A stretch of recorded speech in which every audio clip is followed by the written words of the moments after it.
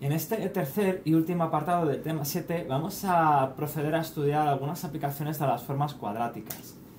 En total estudiaremos dos aplicaciones. Comenzaremos por el estudio del llamado número de condición y en segundo lugar utilizaremos las formas cuadráticas y las matrices que aparecen en estas formas cuadráticas para el estudio y la representación matemática de las llamadas formas cónicas.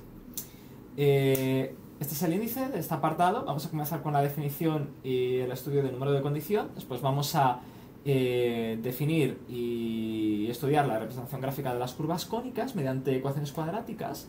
Y vamos a utilizar estas ecuaciones cuadráticas para estudiar y clasificar las cónicas y sus, los parámetros, geométricos, algebraicos que definen estas curvas cónicas. ¿Cuál es la motivación del número de condición espectral de una matriz? Pues es la siguiente. En general, cuando se tiene un número cualquiera, un número real cualquiera, y se quiere almacenar ese número en un ordenador, es necesario truncar el número, es decir, eliminar decimales del número.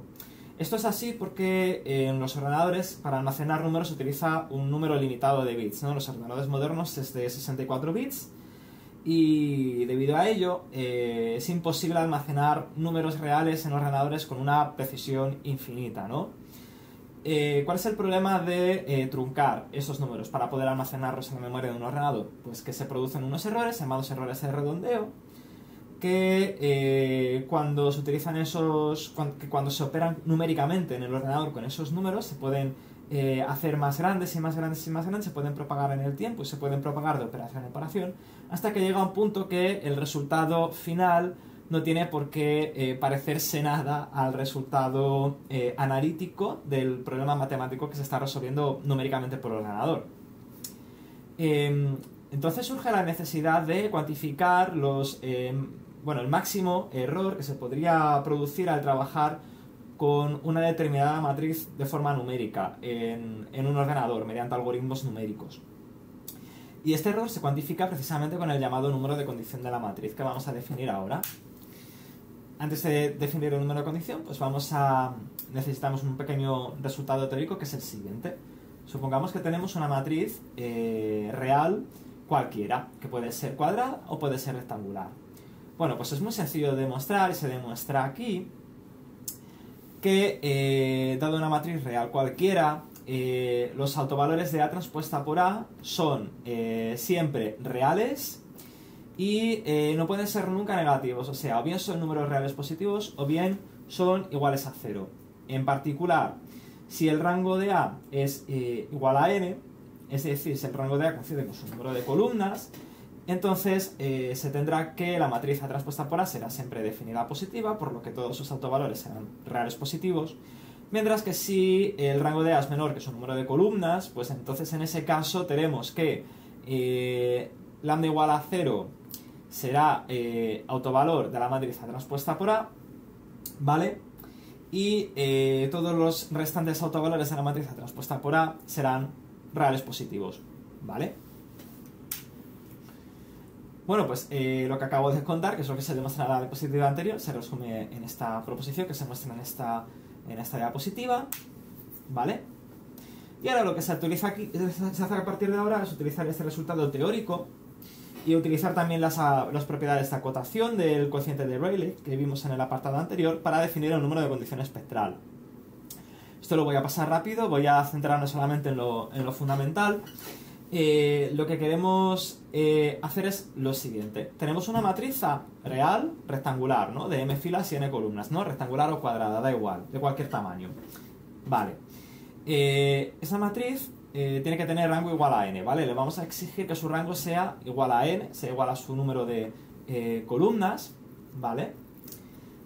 Y tenemos ahora un sistema que será un sistema compatible determinado A por x igual a b, ¿vale? Donde b es distinto del vector nulo. Vale, ¿qué es lo que queremos hacer, dados estos ingredientes?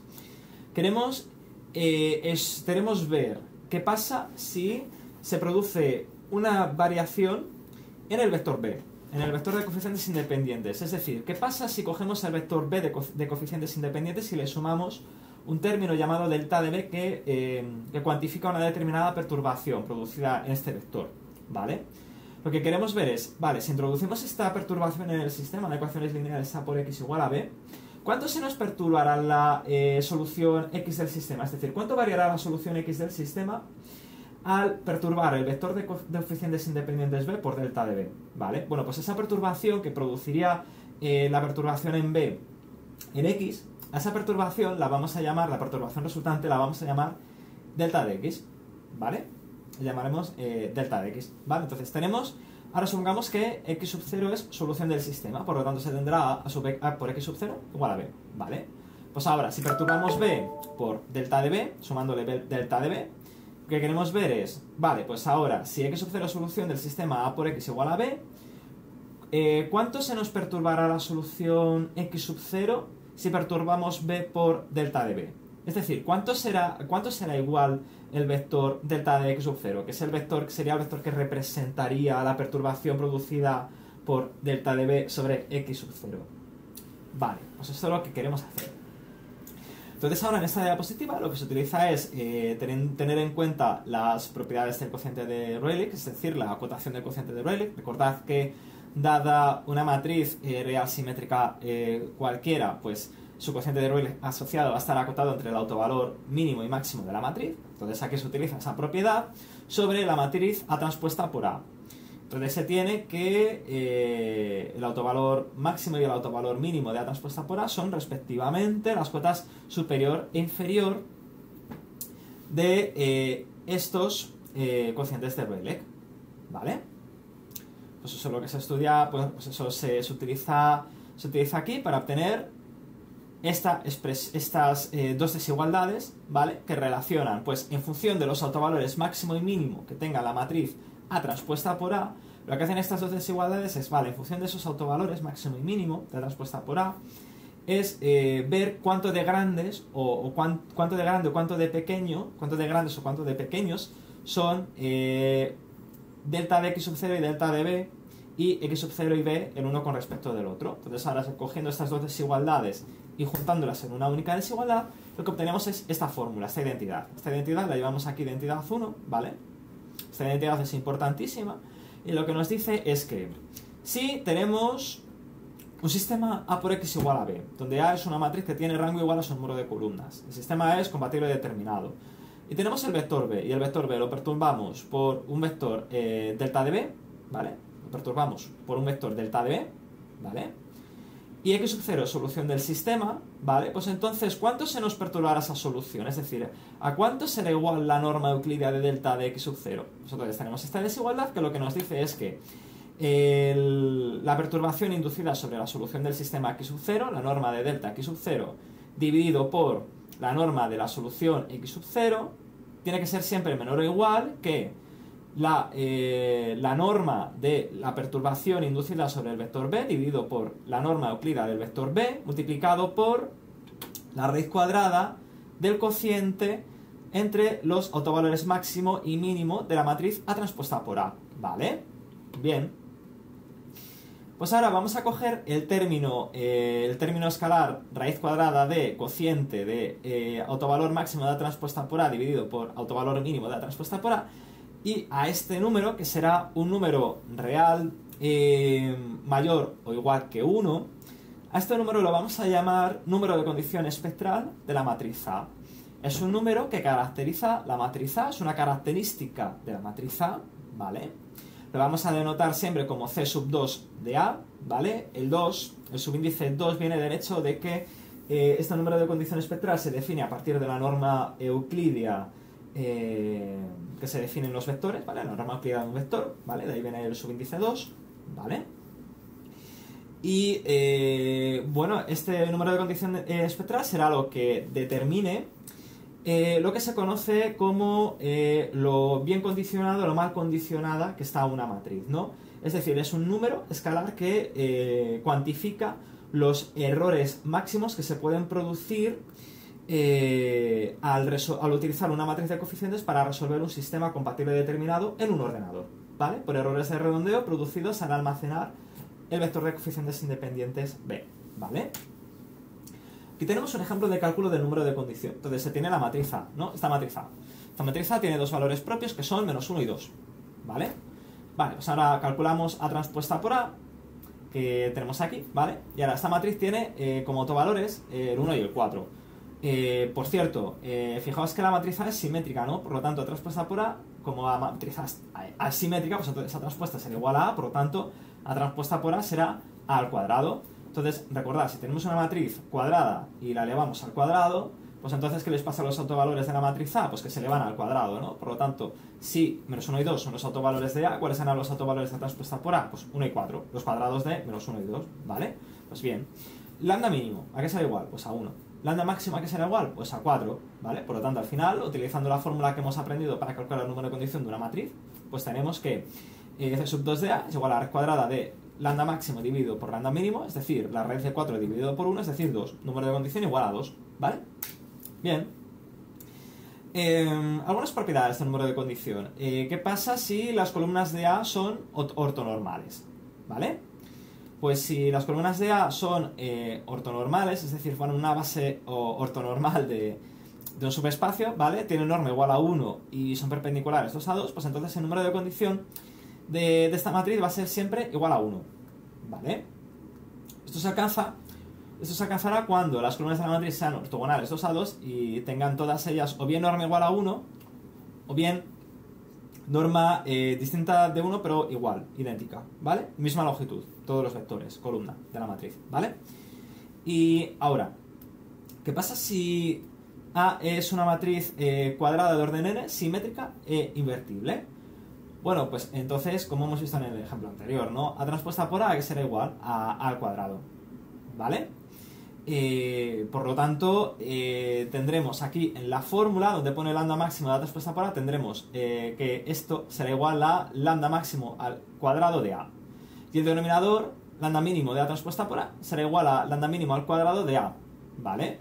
Por lo tanto, la expresión se simplifica y la expresión simplemente nos quedaría, si la matriz A es una matriz simétrica e invertible, la definición del número de condición de la matriz se nos simplificaría y nos quedaría simplemente como el autovalor máximo dividido por el autovalor mínimo de la matriz, ¿vale? O sea, cociente entre el máximo y el mínimo de entre todos los módulos de todos los valores propios de la matriz A, ¿vale? Todos los valores absolutos de todos los valores propios de la matriz A, ¿vale? Si la matriz es simétrica e invertible, ¿vale? Real, simétrica e invertible, ¿vale? Algunos ejemplos. Aquí tenemos dos matrices reales cuadradas, A y B. Ambas son simétricas, ¿vale? A, como hemos visto antes, pues tiene como autovalores menos 1 y 2, ¿no? Por lo tanto, el número de condiciones que será igual. Pues será igual al módulo de 2 dividido por el módulo de 1. Es decir, 2 entre 1 igual a 2. Matriz B. ¿Cuáles son sus valores propios? Menos raíz de 2, 1 y 2, ¿vale? ¿Cuál es el mínimo de entre todos los valores propios de todos los valores absolutos de los valores propios de B, ¿vale? ¿Cuál es el mínimo de los valores de los módulos en definitiva, ¿no? de los valores propios de la matriz B? Pues raíz de 2, ¿vale? Perdón, el mínimo es 1, ¿vale? 1, ¿vale? ¿Y cuál es el máximo? Bueno, pues el máximo de entre todos los módulos de los valores propios de B es raíz de 2, ¿vale? Por lo tanto nos queda que el número de condición de la matriz B, bueno, aquí hay una rata, esto es B, no está, ¿vale? Sería raíz de 2 partido por 1, es decir, raíz de 2, ¿vale? Por cierto, ahora viene una pequeña definición, ¿vale? Al cociente norma de delta de x sub 0 partido de norma de x sub 0, a este cociente se le llama error relativo del vector solución del sistema cuando el vector b se modifica, ¿vale? Si el vector b se modifica por una cantidad denotada delta de b, entonces el error inducido en la solución del sistema x sub 0, ¿vale? Del sistema a por x igual a b, será delta de x sub 0, ¿vale? Pues ahora delta de x sub 0, norma dividido por la norma de x sub 0, ¿no? La solución del sistema a por x igual a b, pues será el error relativo, ¿vale? Se llama error relativo del vector solución del sistema, ¿vale? Y, bueno, como hemos relacionado antes, el número de condición, ¿qué es lo que hace? Pues proporcionar una cota superior para la posible amplificación del error relativo cuando se modifica el término independiente del sistema, ¿vale? El vector b, en definitiva, ¿no? Entonces, cuanto más pequeño sea ese número de condición, cuanto más cercano a 1, mejor condicionada será la matriz, ¿no? Mejor condicionada significa que los errores numéricos máximos que se esperan en un ordenador al operar con esta matriz, al hacer cálculos con esta matriz, son pequeños, ¿no? Los errores que se esperan son pequeños, ¿no? No demasiado grandes. ¿Qué pasa si este número de condiciones es muy grande? Es decir, ¿qué pasa si lo hacemos tender a infinito? Pues según tiende a infinito el número de condición, los errores numéricos máximos que se pueden esperar al operar con la matriz A se van haciendo más grandes y más grandes y más grandes, ¿vale?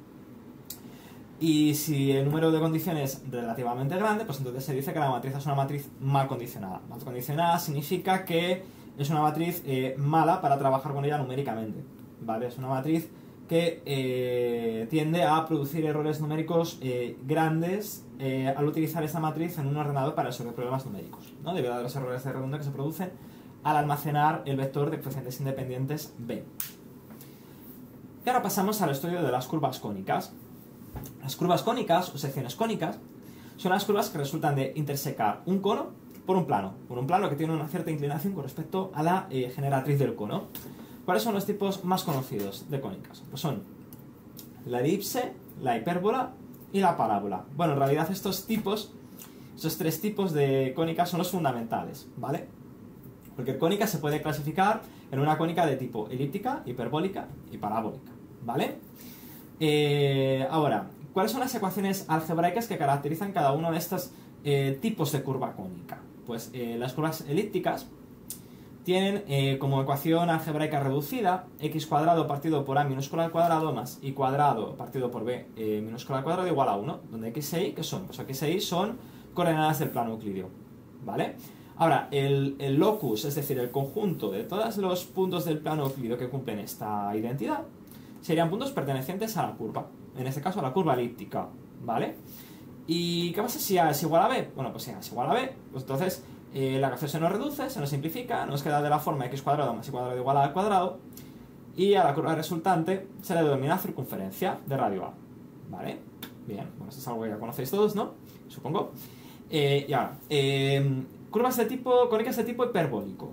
Cónica de tipo hiperbólica. Vale, pues bueno, las curvas de tipo hiperbólico tienen como ecuación algebraica reducida esta, ¿vale? X cuadrado partido por a minúscula al cuadrado menos y cuadrado partido de b minúscula al cuadrado igual a 1. X e y, igual que antes, son coordenadas del plano euclídeo, ¿vale? Son coordenadas cartesianas del plano euclídeo, ¿vale? Y el conjunto de todos los puntos del plano euclídeo que cumplan esta ecuación pues serían puntos pertenecientes a la curva, ¿vale? Y ahora, las curvas parabólicas, las curvas de tipo parabólica, ¿qué ecuación reducida tienen? ¿Cuál es la ecuación algebraica más simplificada que puede representar una curva parabólica? Es una del tipo y igual a a por x al cuadrado, ¿no? Entonces, en este caso, cuando la curva es parabólica, en vez de tener dos parámetros que caractericen unívocamente la curva, pues hay un único parámetro llamado a, ¿vale? Bien. Pues bueno, aquí tenemos las secciones cónicas representadas gráficamente, ¿no? Entonces tenemos las curvas elíptica, hiperbólica y parabólica, ¿vale? Tienen cada una una representación algebraica distinta, ¿no? Entonces vemos cómo se obtienen, ¿no? Se obtienen intersecando un cono por un plano, ¿no? Si el plano tiene una inclinación pequeña respecto a la generatriz, pues entonces la curva será de tipo elíptica. Si es horizontal el plano, o sea, si es perpendicular al eje del cono, pues entonces la curva obtenida será una circunferencia, ¿vale? ¿Cuándo será hiperbólica? Pues cuando el plano sea vertical, ¿vale? Cuando el plano sea vertical o tenga una inclinación con respecto a la horizontal, ¿vale? Al plano horizontal, cuando tenga una inclinación respecto al plano horizontal mayor que la inclinación de la generatriz, ¿vale? Entonces en este caso tenemos una curva hiperbólica. ¿Cómo se puede obtener una curva parabólica? Pues intersecando el cono por un plano que tiene la misma inclinación respecto al plano horizontal que la generatriz, ¿vale? Es decir, por un plano que sea paralelo a la generatriz del cono, ¿vale? Estas son las ecuaciones, bueno, son distintas de las que he mostrado anteriormente, ¿no? Estas ecuaciones algebraicas que caracterizan cada tipo de sección cónica. Son diferentes, son un poco más complejas, son unas ecuaciones que tienen en cuenta el hecho de que la sección cónica no tiene por qué estar centrada sobre el centro de coordenadas, no tiene que estar centrada sobre el origen de coordenadas del plano euclídeo, ¿vale? A y B, A mayúscula y B minúscula, ¿vale? En las tres ecuaciones algebraicas representará el centro de la curva cónica, ¿vale? Y esto sí, igual que antes, ¿vale? El conjunto de todos los puntos del plano euclídeo R2 que cumplan estas ecuaciones serán puntos pertenecientes a cada una de las curvas correspondientes, ¿vale? Aquí, a mi derecha, a mano derecha, lo que tenemos aquí son las definiciones no algebraicas, sino geométricas de las secciones cónicas, de las curvas cónicas, ¿vale? ¿Cómo se define geométricamente la elipse? Bueno, pues la elipse se define como el locus de todos los puntos del plano euclídeo cuya suma de sus distancias a dos puntos llamados focos de la elipse es constante, ¿vale? Entonces si llamamos 2A a esta constante, ¿vale? Pues entonces se tiene que L1 más L2, que son, bueno, pues que los puntos pertenecientes a la elipse tienen que cumplir que L1 y L2, es decir, sus distancias a cada uno de los focos de la elipse tienen que ser iguales a 2 por A, ¿vale? Conjunto de los puntos que cumplen esa condición serían los puntos de la elipse, ¿no? Vale. Entonces, bueno, ahí ve que sería la minúscula B minúscula, serían los radios mayor y menor respectivamente de la elipse. A mayúscula B minúscula sería el centro de la elipse, ¿vale? Los focos pues tienen estas coordenadas, este foco pues tiene coordenada A minúscula 0, este foco tiene coordenada menos A minúscula 0, etc, etc. No, perdón, me estoy equivocando, estoy equivocando, ¿no? La coordenada de, por ejemplo, este punto, este foco, tiene coordenada menos raíz cuadrada de A menos A cuadrado menos B cuadrado 0, este foco tiene coordenada raíz cuadrada de A cuadrado menos B cuadrado 0, ¿vale? Bueno. La distancia entre el foco y el centro, bueno, pues sería la excentricidad del, perdón, lo diré, de la elipse, etcétera, ¿de acuerdo? Bien, ahora la hipérbola, ¿vale? Pues la hipérbola tiene, bueno, también está caracterizada por unos parámetros A y B. También tiene un centro, ¿vale? Determinado por las constantes A mayúscula, B minúscula. A minúscula y B minúscula, pues lo que determinan, pues son, en el caso de A minúscula, lo que determina, pues digamos, es la distancia que hay entre el punto de corte de la hipérbola con el eje X y el centro de la hipérbola, ¿vale? Etc, etc, etc, ¿vale? La distancia de cada uno de los focos al centro de la hipérbola pues es igual a la raíz cuadrada de A cuadrado más B al cuadrado, que es la excentricidad lineal de la hipérbola, etcétera, ¿no? Y los puntos pertenecientes a la hipérbola pues serían puntos que cumplen esta condición matemática, ¿no? Que es que la diferencia entre las distancias de cada punto a cada uno de los focos de la hipérbola sea constante, ¿no? Constante igual a 2 por A, ¿vale? 2 por A minúscula. Ahora, la parábola, ¿cómo se define geométricamente? Pues como el locus de todos los puntos del plano euclídeo, cuya distancia a un punto denominado foco coincide con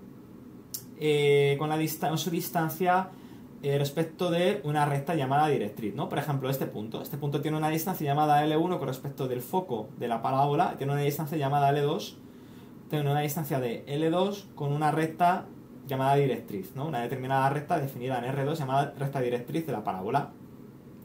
Vale, pues todos los puntos del plano que cumplen L1 igual a L2 serán puntos pertenecientes a la parábola, ¿vale? Determinan la parábola. Vale, pues entonces se tiene que, bueno, pues el centro de la parábola, que es este punto, tiene coordenadas a B, A mayúscula, B mayúscula. Si cogemos el centro de la parábola, pues el centro de la parábola está a una distancia A del foco, está a una distancia A de la directriz, y así sucesivamente, ¿no? Bueno, vamos a pasar hacia adelante.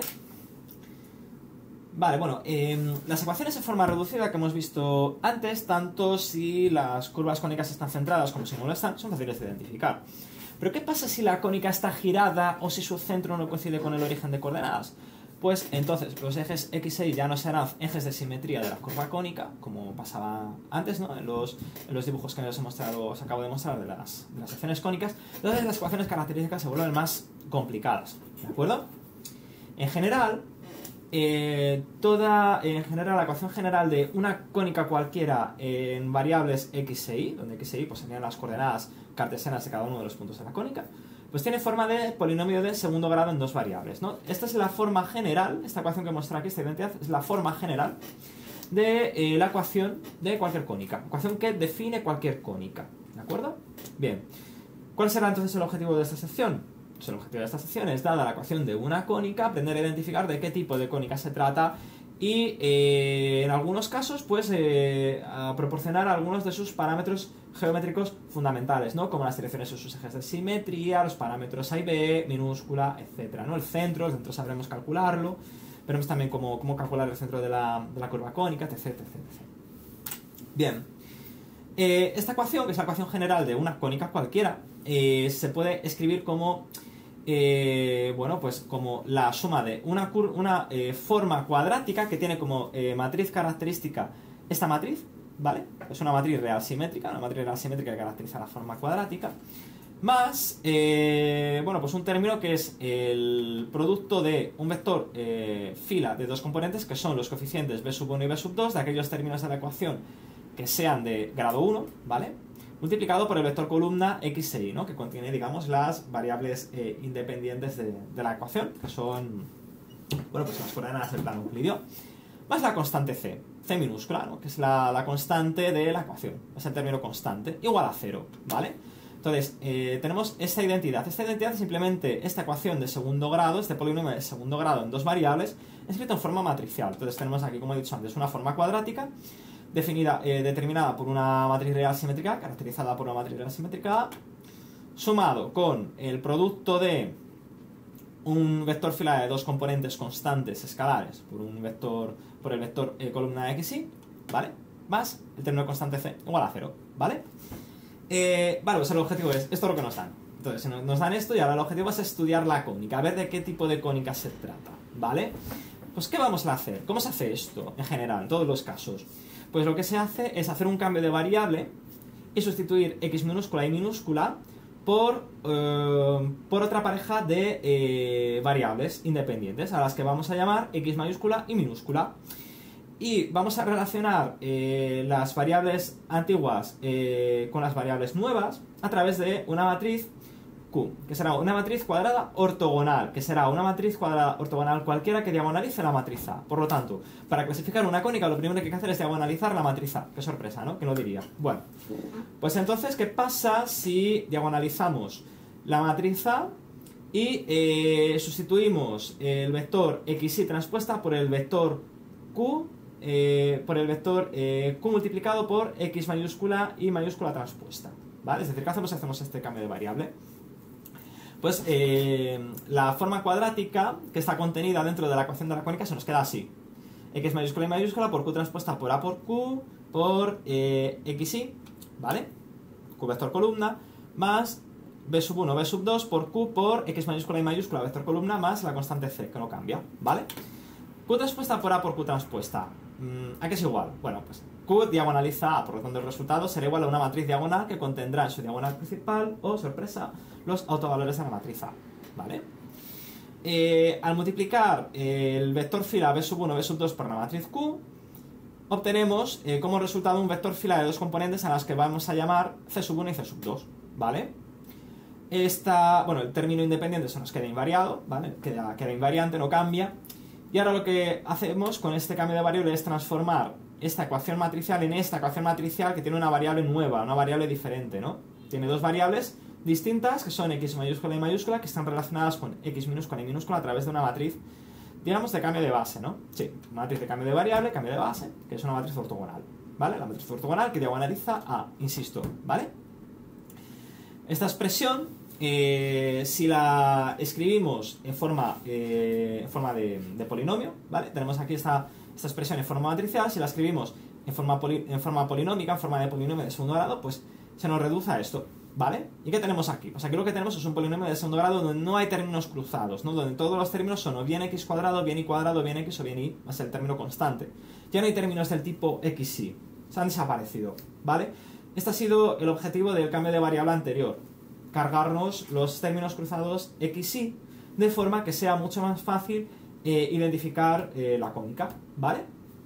Bien, donde, bueno, pues entonces lambda sub 1 y lambda sub 2 tenéis valores propios de la matriz A, c sub 1 y c sub 2 pues son unos escalares que dependerán de b sub 1 y de b sub 2, c no ha cambiado, ¿vale? Y aquí lo que se muestra es un ejemplo, ¿no? Entonces tenemos esta ecuación que representa una determinada cónica, ¿no? Entonces, para ver de qué tipo de cónica se trata, lo primero que se hace es calcular los autovalores de la matriz A real simétrica de la forma cuadrática que aparece cuando se coge esta ecuación y se escribe de forma matricial. Esos autovalores son 10 y 5, que son positivos, entonces al ser positivos la curva, bueno, el conjunto de los puntos que cumplen esta ecuación formará una curva de tipo elíptica, ¿vale? Luego vamos a ver cómo los signos de los autovalores de la matriz A determinan el tipo de curva cónica que define la ecuación, ¿vale? Y entonces, bueno, este es el primer paso, ¿no? Cálculo de los autovalores de la matriz A, escribimos el polinomio, la ecuación de la cónica en forma matricial, diagonalizamos A, calculamos los autovalores de A y en función de los autovalores se clasifica la curva. Vale, ya está clasificada la curva. Ahora se calcula Q. Y una vez que tenemos calculada Q, es decir, una vez que hemos calculado una matriz 2×2 ortogonal cualquiera que diagonalice A, pues ahora utilizamos esta matriz para definir un cambio de variable, ¿no? Entonces tenemos este cambio de variable, ¿vale? Aquí, bueno, aquí hay un error, ¿vale? Es y', ¿vale? Y x' y', que son las nuevas variables independientes al hacer el cambio de variable, ¿vale? Aquí en rojo, pues lo que se hace es indicar cómo se diagonaliza la matriz A, ¿vale? Es decir, cómo se calcularía la matriz Q que la diagonaliza, ¿vale? Una vez cualquiera que la diagonalice. Y aquí se utiliza esa matriz Q para hacer el cambio de variable, ¿vale? La matriz A se transforma en una matriz diagonal, ¿vale? 10, 0, 0, 5. El vector formado por los coeficientes 4 menos 18 se transforma en un vector que contiene los coeficientes menos 40 raíz de 5 menos 10 raíz de 5, ¿vale? Menos 40 dividido por raíz de 5 menos 10 dividido por raíz de 5, ¿vale? Y bueno, todavía no hemos terminado, pero hay algunas cosas que aclarar todavía de teoría, ¿vale? Bien, vale, entonces ya hemos hecho el cambio de variable, ¿vale? Pues una vez que hemos hecho el cambio de variables, si los autovalores son no nulos, ¿vale? Si ninguno de los dos autovalores es igual a 0, pues entonces el siguiente paso sería el siguiente, ¿vale? Suponed que nos piden ahora que... ya tenemos clasificada la cónica, ¿vale? Pero suponed que nos piden ahora calcular el centro de la cónica. ¿Cómo calcularíamos el centro de la cónica? Pues muy sencillo, completando cuadrados, ¿vale? Tenemos esta expresión, ¿vale? Tenemos esta ecuación. O sea, completando cuadrados, lo que hacemos es eliminar los términos de primer grado, ¿vale? Ese es el objetivo de completar cuadrados, eliminar aquellos términos del polinomio que sean de primer grado, es decir, el término en x y el término en y, ¿vale? Quedarnos solamente con que todos los términos, digamos que todos los términos estén elevados al cuadrado, ¿vale? Que la ecuación final tenga todos sus términos elevados al cuadrado, de forma que nos quede bueno, la cónica representada por una ecuación que tenga una de las formas que vimos en cuando comenzamos a definir las curvas cónicas, ¿no? Anteriormente, en algunas diapositivas anteriores, ¿no? Entonces, completamos cuadrados, nos queda esto, ¿vale? Esto es lo que nos queda cuando completamos cuadrados, ¿de acuerdo? Entonces tenemos aquí lambda sub 1, lambda sub 2, lambda sub 1 multiplicando a, entre paréntesis, x menos c1 partido de 2 lambda sub 1 al cuadrado, lambda sub 2 multiplica a el cuadrado de i menos c sub 2 partido por 2 lambda sub 2 igual a d, ¿vale? Tenemos esta forma, ¿vale? Y ¿cómo tendríamos el centro de la cónica? Pues deshaciendo el cambio de coordenadas, ¿no?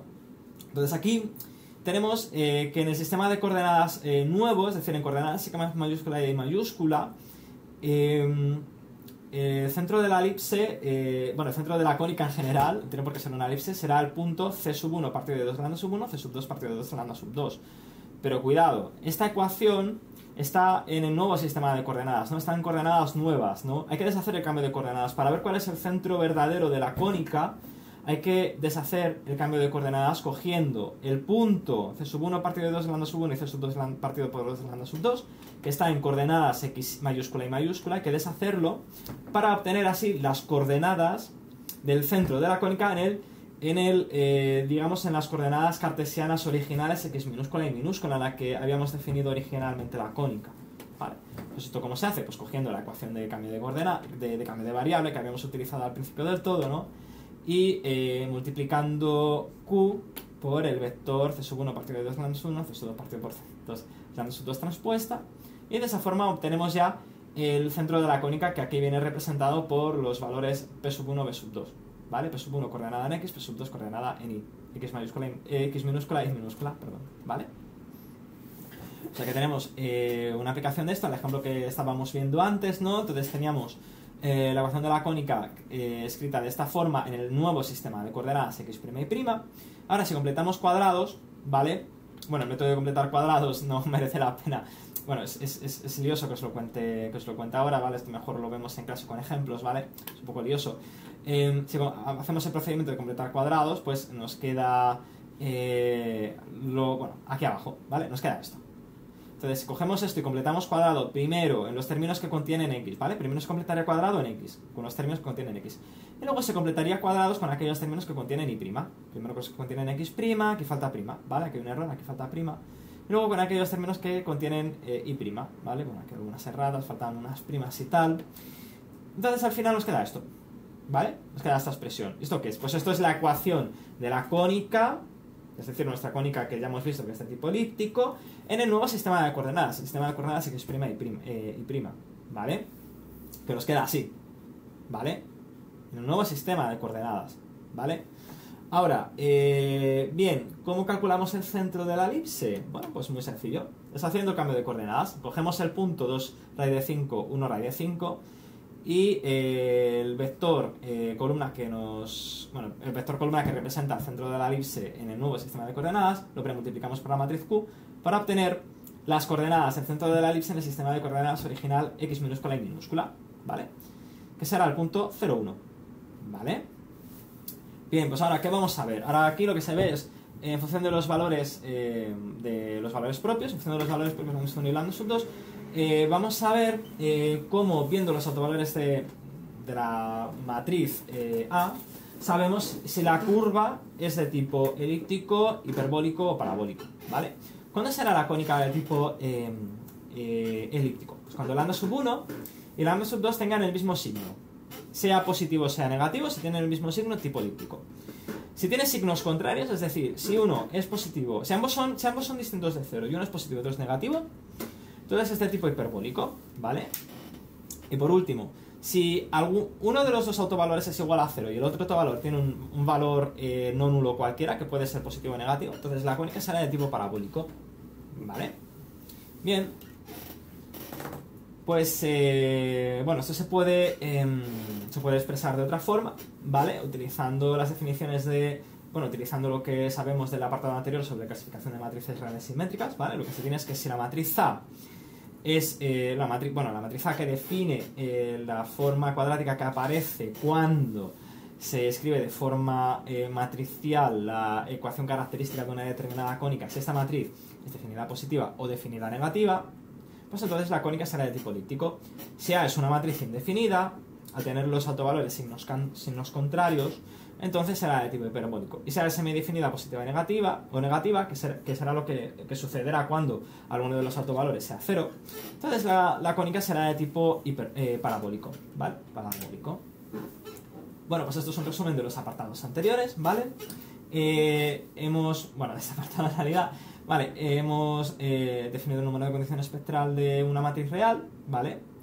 Que cuantifica el supremo del error inducido sobre la solución de un sistema de ecuaciones lineales, ¿no? Cuando se varía el vector de coeficientes independientes de dicho sistema, ¿no? Es decir, si se varía el vector de coeficientes independientes de dicho sistema, ¿cuál es el máximo error que se puede esperar cuál es la máxima variación que se puede esperar en la solución del sistema? Cuando la solución que obtendríamos del sistema cuando lo resolviésemos. Pues eso es lo que cuantifica el número de condición espectral de una matriz, ¿vale? Una matriz real. Cuando mayor sea dicho número, pues mayores serán los errores numéricos, pueden ser los mayores numéricos inducidos a resolver problemas numéricos con dicha matriz. Las matrices ortonormales tienen el número de condición más bajo posible, 1. Recordad que el número de condición puede variar será un número real que varía entre 1 e infinito, ¿vale? Si es una matriz ortonormal, el número de condición será igual a 1. Por lo tanto, se tiene que las matrices ortonormales son las matrices ideales para operar con ellas de forma numérica, ¿vale? Las matrices mal condicionadas, que son aquellas que tienen números de condición relativamente altos, se suelen llamar también matrices de rango deficiente, ¿vale? Son matrices que que analíticamente tienen su rango igual a su número de columnas, ¿vale? Pero numéricamente tienen un determinante, digamos, si la matriz es cuadrada, el determinante sería muy cercano a 0, por lo tanto, son matrices que se encuentran muy cercanas de tener rango menor que 1, ¿vale? Entonces son matrices que, aunque analíticamente sean de rango completo, tengan rango igual a n, operar numéricamente en ordenadores con este tipo de matrices es muy peligroso y puede llevar a soluciones erróneas, ¿no? Puede producir soluciones numéricas finales que no se parezcan en nada a soluciones analíticas del problema, soluciones auténticas, reales del problema. Luego, clasificación de cónicas. Hemos visto las 3 clases fundamentales de cónicas que hay, que son la elipse, la parábola y la hipérbola. Estas curvas son muy fáciles de identificar por sus ecuaciones. Cuando las curvas están centradas sobre el sobre el origen de coordenadas cartesiano, ¿vale? Pero la identificación se complica si se encuentran giradas, ¿no? Si se encuentran giradas y trasladadas sobre el plano euclídeo. Entonces, en estos casos, para identificar la cónica, pues entonces habrá que coger la ecuación que la caracteriza y habrá que hacer una transformación geométrica de esta ecuación, ¿no? En definitiva, ¿no? Habrá que coger la curva y habrá que transformarla geométricamente, como pues primero girándola con el cambio de variable que habíamos definido, con la matriz Q. Primero se giran los ejes para que los ejes sean paralelos a los ejes de simetría de la cónica y luego se traslada, ¿no? Luego se hace una traslación, que es lo que se hace cuando se completan cuadrados, ¿no? Se hace, digamos, una traslación, ¿no? Para saber cuál es el centro de la cónica, ¿vale? Para centrar la cónica sobre el origen de coordenadas, ¿no? De R2. ¿Vale? Y de esta forma, ¿no? Mediante estas manipulaciones matemáticas de la ecuación que caracteriza la cónica, pues esto lo que equivale geométricamente pues es a deformar la cónica y trasladarla en el plano para transformar la ecuación en otra más simple, ¿vale? Que permite identificar inmediatamente el tipo de cónica y sus parámetros geométricos, ¿vale? Para realizar esta transformación geométrica partimos de los valores y vectores propios de la matriz ideal simétrica y de una matriz que la diagonalice, ¿vale? Una matriz ortogonal que la diagonalice. Y bueno, ¿cuándo será de tipo elíptico la cónica? Pues cuando la matriz A que define la cónica, ¿vale? Que aparece cuando se coge la ecuación de la cónica y se escribe de forma matricial, sea o bien definida positiva o bien definida negativa. Si es indefinida la matriz, será una curva de tipo hiperbólico. Si uno de sus valores propios es igual a 0, es decir, si es semidefinida positiva o semidefinida negativa la matriz, pues será de tipo parabólico. Y con esto acaba la asignatura. Con esto acaba el tema 7, acaba la parte de este punto 3 y acaba también toda la teoría de la asignatura. Espero que este vídeo les haya gustado. Por un tiempo será el último vídeo de teoría que grabaré. Y nada, hasta la próxima.